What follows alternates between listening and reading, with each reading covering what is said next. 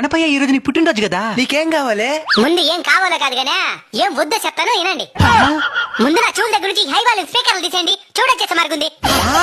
మీకు నిజంగా పాడాలనిపిస్తే ఒక భక్తి పాట నేర్చుకుని పాడండి, పరవశించిపోతాను. తాగి గుళ్ళో దర్శనానికి వెళ్తారా? అమ్మమ్మ, మరి నా మండపం కూడా గుడితో సమానమే కదా, మరెందుకు తాగొస్తున్నారు? తాగి నా ముందు ఆ డబుల్ మీనింగ్ పాటలకి గంతులేయడం వల్ల నన్ను తక్కువ చేసిన వాళ్ళు అవుతారు కానీ నా భక్తులు అనిపించుకోలేరు. ఇంకోటి, ఉన్నంతలోనే ఉత్సవం జరిపించండి.